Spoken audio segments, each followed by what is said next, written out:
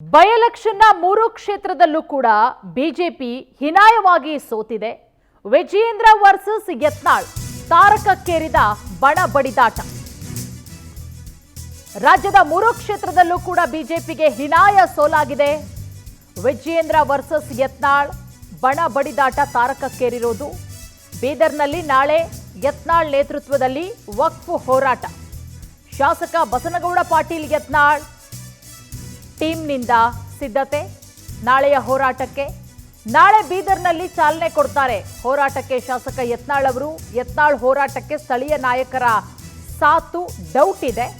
ಇದಕ್ಕೆ ಪುಷ್ಟಿ ಎಂಬಂತೆ ಶಾಸಕ ಶರಣು ಸಲಗರ ಹೇಳಿಕೆಯನ್ನ ಕೂಡ ಕೊಟ್ಟಿದ್ದಾರೆ. ಈಗಾಗಲೇ ಈ ಹೋರಾಟ ಮುಗಿಸಿ ಬಂದಿದ್ದೇವೆ. ಶಾಸಕ ಯತ್ನಾಳ್ ಅವರ ನಡೆಗೆ ಶಾಸಕ ಶರಣು ಸಲಗರ್ ಬೇಸರವನ್ನ ವ್ಯಕ್ತಪಡಿಸಿದ್ದಾರೆ.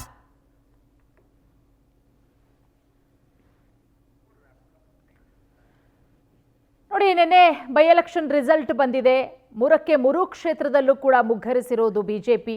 ಒಂದು ಕಡೆ ಸೋಲಿನ ಪರಾಮರ್ಶೆ ಮಾಡ್ಕೋಬೇಕಾಗತ್ತೆ. ಅದೆಲ್ಲದರ ನಡುವೆ ಬಿಜೆಪಿಯಲ್ಲಿ ಎಲ್ಲವೂ ಕೂಡ ಸರಿಯಿಲ್ಲ. ಬಿಜೆಪಿ ನಾಯಕರಲ್ಲಿ ಬಣ ಬಡಿದಾಟ ದಿನದಿಂದ ದಿನಕ್ಕೆ ಜೋರಾಗ್ತಾ ಇದೆ. ನಿನ್ನೆ ಯತ್ನಾಳ್ ಅವರು ಕೊಟ್ಟಂತ ಹೇಳಿಕೆ ಏನು ಈ ಬಣ ಬಡಿದಾಟ ಇದೆ ಅಂತ ಗೊತ್ತಾಗ್ತಾ ಇತ್ತೋ ಅದೆಲ್ಲದಕ್ಕೂ ಕೂಡ ಪುಷ್ಟಿ ಕೊಡುವಂತೆ.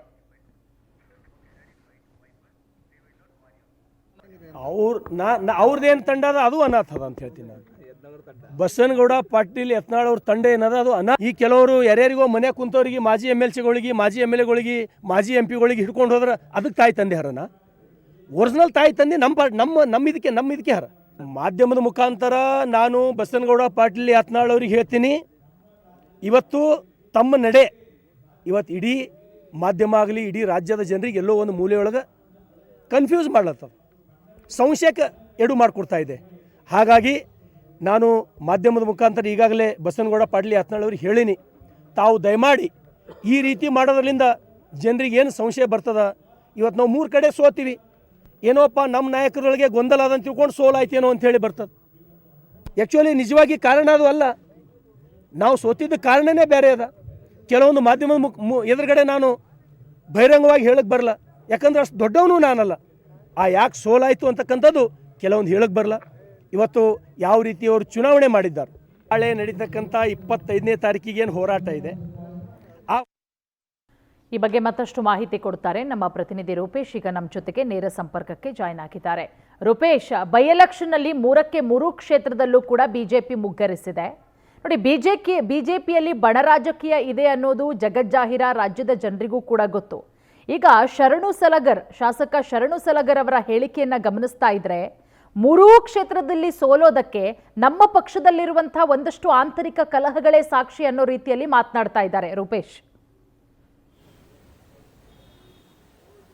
ನಿಜ ಪೂರ್ಣಿಮಾ, ಯಾಕಂತ ಹೇಳಿದ್ರೆ ಒಂದು ಚರ್ಚೆ ಅಂತೂ ಬಿಜೆಪಿ ಮಟ್ಟಿಗೆ ಖಂಡಿತವಾಗ್ಲೂ ಬರುತ್ತೆ. ಇಲ್ಲಿ ರೆಬಲ್ಸ್ ಅವರು ಅದೇ ರೀತಿಯಾಗಿ ವಿಜೇಂದ್ರ ಅವರು ಒಂದು ಚರ್ಚೆಯನ್ನು ಹುಟ್ಟಾಕಿದ್ದಾರೆ. ಏನಂತ ಹೇಳಿದ್ರೆ ವಕ್ಫ್ ವಿರುದ್ಧವಾಗಿ ಹೋರಾಟ ಮಾಡ್ತೀವಿ ಅಂತೇಳಿ ಇಬ್ರು ಕೂಡ ಘೋಷಣೆ ಮಾಡ್ಕೊಂಡಿದ್ದಾರೆ. ಹೀಗಾಗಿ ರಾಜ್ಯದಿಂದ ಬಿಜೆಪಿಯ ಅಧಿಕೃತ ಹೋರಾಟವನ್ನ ಘೋಷಣೆ ಮಾಡಲಾಗಿದೆ. ಡಿಸೆಂಬರ್ 1 ಬಳಿಕವಾಗಿ ಹೋರಾಟ ಮಾಡ್ತೇವೆ ಅಂತ ಹೇಳಿ ಒಂದು ಕಡೆ ಹೇಳಿದ್ದಾರೆ. ಅದೇ ರೀತಿಯಾಗಿ 3 ಟೀಮ್ ಅನ್ನು ಮಾಡಿದ್ದಾರೆ. ಟೀಮ್ ಮಾಡಿ ಈ ಮೂಲಕವಾಗಿ ನಾವು ವಕ್ಫ್ ವಿರುದ್ಧ ಹೋರಾಟವನ್ನು ಮಾಡ್ತೀವಿ ಅಂತೇಳಿ ವಿಜೇಂದ್ರ ಹೇಳ್ಕೊಂಡಿದ್ದಾರೆ.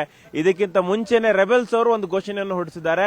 ಏನಂತ ಹೇಳಿದ್ರೆ ನಾಳೆಯಿಂದಲೇ ಪ್ರವಾಸವನ್ನು ಶುರು ಮಾಡ್ತೇವೆ. ಅದೇ ರೀತಿಯಾಗಿ ಒಟ್ಟಾರೆಯಾಗಿ 1 ತಿಂಗಳ ಕಾಲವಾಗಿ ಈ ಒಂದು ವಕ್ಫ್ ವಿರುದ್ಧವಾಗಿ ಇರ್ತಕ್ಕಂಥ ಹೋರಾಟ ಆಗುತ್ತೆ. ನಾವು ರೈತರ ಜಮೀನನ್ನ ಉಳಿಸಿಕೊಡಲು ಕೂಡ ಹೋರಾಟ ಮಾಡ್ತೇವೆ ಅಂತ ಹೇಳಿ ಕಾಲ್ ಸೆಂಟರ್ ಅನ್ನು ತೆರಿತೀವಿ.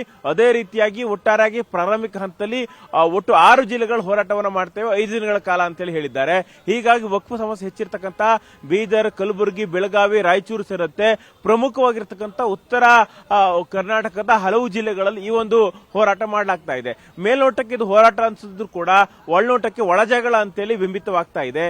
ಯಾಕಂತ ಹೇಳಿದ್ರೆ ಈ ಒಂದು ಹೋರಾಟಕ್ಕೆ ಇಲ್ಲಿ ಯತ್ನಾಳ್ ಅವರ ನೇತೃತ್ವದಲ್ಲಿ, ಲಿಂಬಾವಳಿಯ ನೇತೃತ್ವದಲ್ಲಿ ಮಾಡ್ತಕ್ಕಂಥ ಹೋರಾಟಕ್ಕೆ ಯಾವುದೇ ರೀತಿಯಾಗಿ ಬಿಜೆಪಿ ಶಾಸಕರು ಬೆಂಬಲ ಕೊಡೋದು ಡೌಟ್ ಅಂತ ಹೇಳಿ. ಯಾಕಂದ್ರೆ ಇಲ್ಲಿನ ಬೀದರ್ನ ಶೈಲೇಂದ್ರ ಬೆಳದಾಳೆ ಇರಬಹುದು, ಸಲ್ಗಾರ್ ಅವರು ಇರಬಹುದು, ಇಲ್ಲಿ ಅವರು ಬೆಂಬಲ ಕೊಡೋದು ಕಷ್ಟ ಅಂತ ಹೇಳಲಾಗ್ತಾ ಇತ್ತು. ಅದೇ ರೀತಿಯಾಗಿ ಬಿಜೆಪಿ ಮಾಡಂತ ಹೋರಾಟಕ್ಕೆ ಯತ್ನಾಳ್ ಅಂಡ್ ಟೀಮ್ ಅವರು ಕೂಡ ಸಪೋರ್ಟ್ ಅನ್ನು ಕೊಟ್ಟಿರಲಿಲ್ಲ.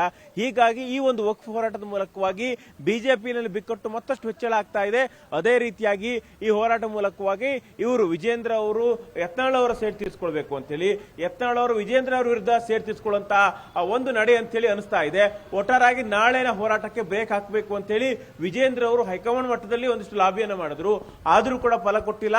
ಸತತವಾಗಿ ಬಿಜೆಪಿ ಹೈಕಮಾಂಡ್ ರೆಬೆಲ್ಸ್ ಅವ್ರನ್ನ ಸಮಾಧಾನ ಮಾಡಲಿಕ್ಕೆ ತೊಡಗುತ್ತಾ ಇದೆ. ಹೀಗಾಗಿ ನಾಳೆ ಬೆಳಗ್ಗೆ ಅಷ್ಟೊತ್ತಿಗೆ ಈ ಒಂದು ಹೋರಾಟ ಆರಂಭ ಆಗುತ್ತೆ.